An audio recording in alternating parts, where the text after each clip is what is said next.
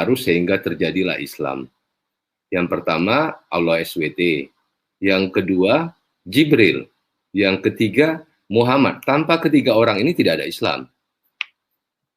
Kemudian kita lihat lagi kitab mereka ini, Pak. Kitab mereka ini ada Al-Quran, ada hadis, dan ada fikih.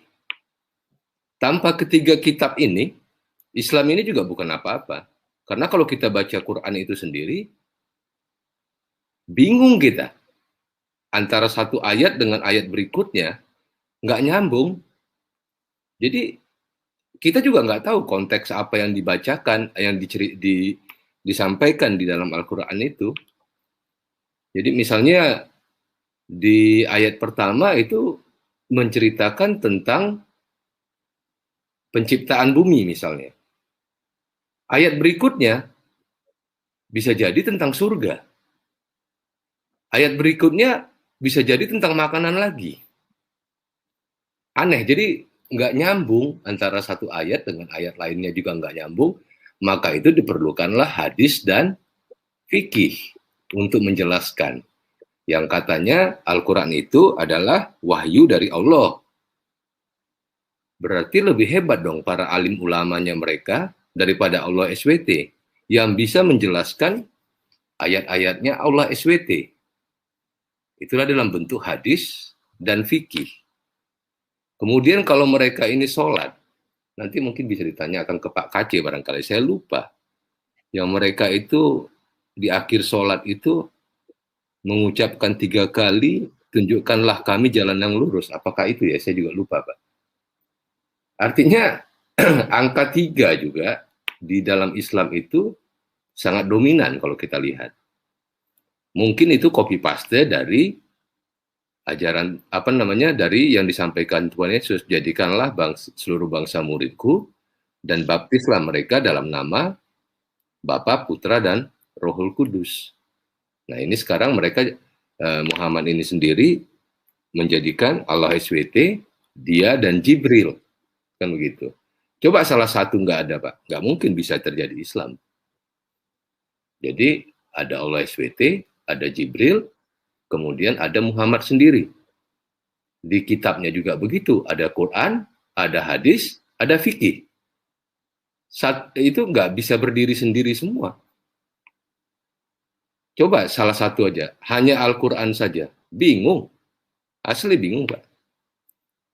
Kita mau baca, konteksnya nggak ngerti, ayatnya tentang apa dan berikutnya tentang apa, bingung kita. Jadi, ya itu mungkin tadi yang disampaikan oleh rekan-rekan yang lain, para ustadz-ustadz ini memang ya bingung sendiri. Mungkin umat kebingungan itu ya seperti itu, Pak.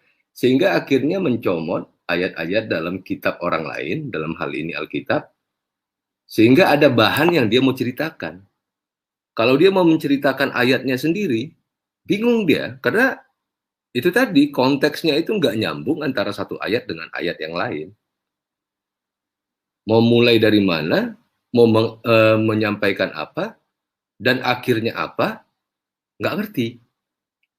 Mungkin kalau Pak Yusuf kan suka ada lihat, apa saya lihat ditayangkan Al-Quran online itu, coba aja Pak antara ayat 1 dengan ayat berikutnya, boleh dikatakan semuanya nggak nyambung.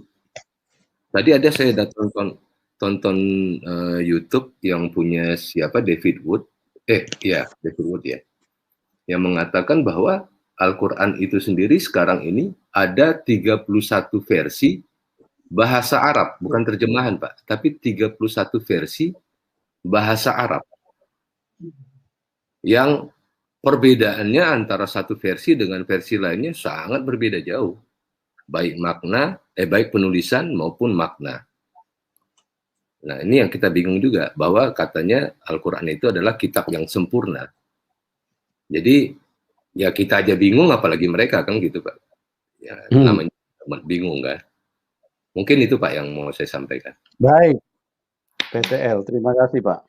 Iya, selamat malam Pak, salam kemenangan. Saya perhatikan dan saya ikuti perkembangan umat kita dari waktu ke waktu.